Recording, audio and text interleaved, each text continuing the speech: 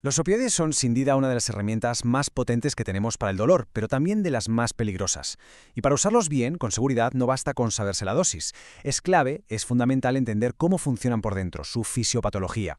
Y justo de eso vamos a hablar hoy. Vamos a desgranar cómo actúan a nivel celular y sistémico, que al final es el conocimiento que marca la diferencia en la clínica.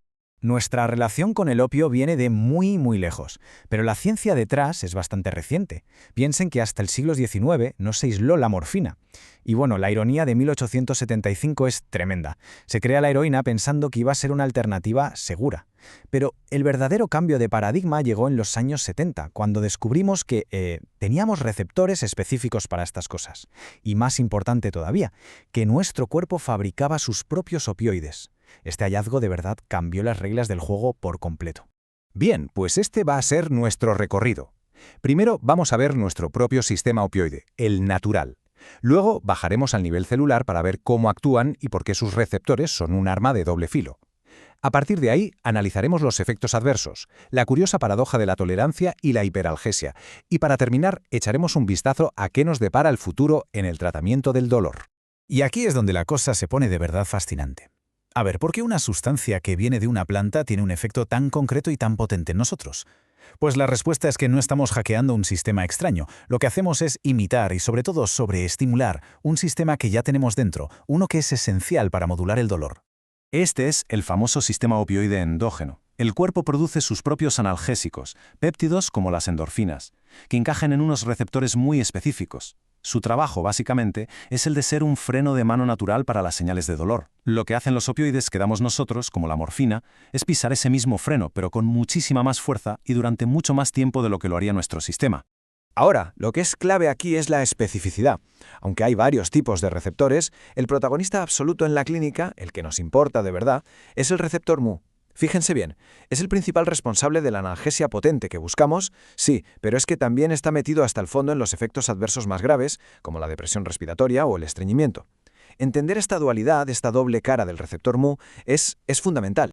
Vale, ya tenemos a los personajes. Ahora vamos a ver la función. ¿Cómo consigue exactamente un opioide que una señal de dolor se pare en seco? Bueno, pues toda la magia ocurre a un nivel muy pequeño, a nivel de la sinapsis, que es ese punto de comunicación entre las neuronas. Y esto de aquí nos ilustra a la perfección ese mecanismo dual. Por un lado, en la neurona que envía la señal, la presináptica, el opioide impide que entre calcio. Sin calcio, las vesículas con neurotransmisores que gritan dolor, como el glutamato, no pueden liberarse. Primer bloqueo. Y por otro lado, en la neurona que recibe la señal, la postsináptica, el opioide abre canales de potasio.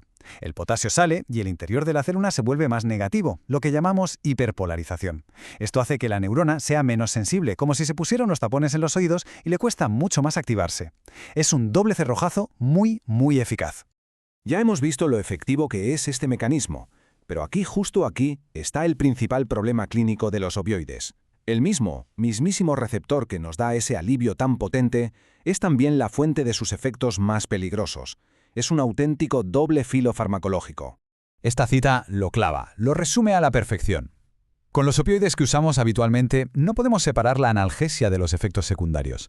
Vienen en el mismo paquete porque están ligados al mismo mecanismo en el mismo receptor, sobre todo, como decíamos, en el receptor mu. Y esto nos lleva de cabeza a entender por qué hay distintos tipos de fármacos.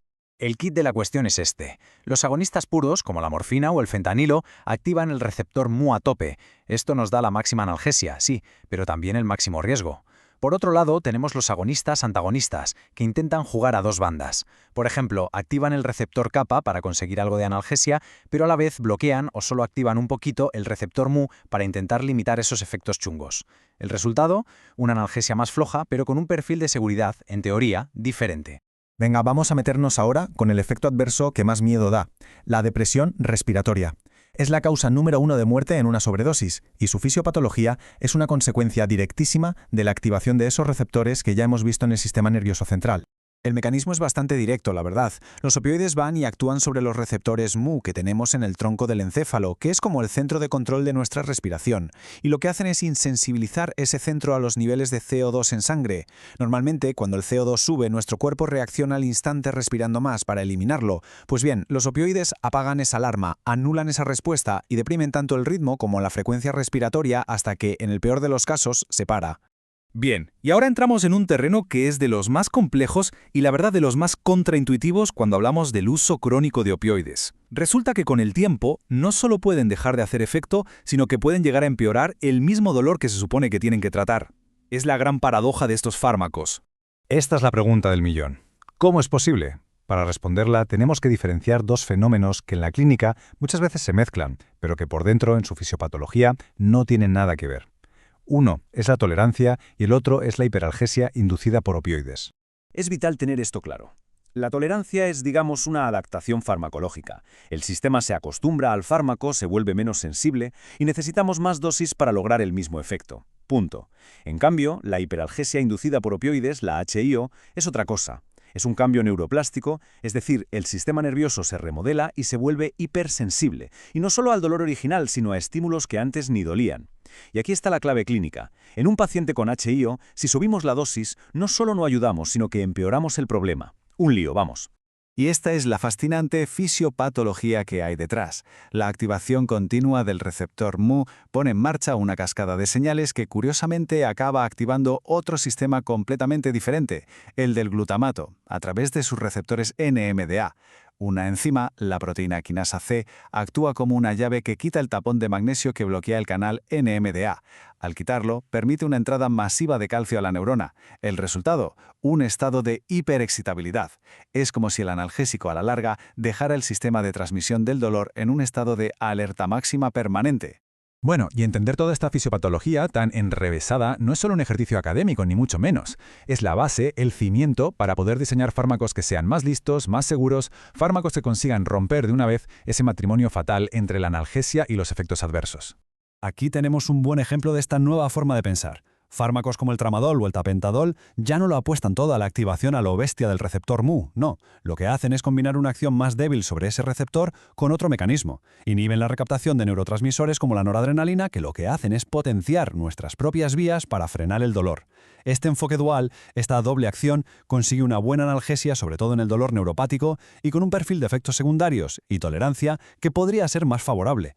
Y terminamos con esta pregunta, que es básicamente el santo grial de la farmacología del dolor.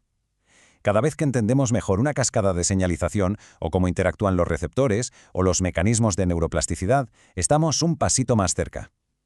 La respuesta definitiva todavía no la tenemos, pero el camino para encontrarla, sin ningún tipo de duda, pasa por dominar la fisiopatología que acabamos de explorar hoy.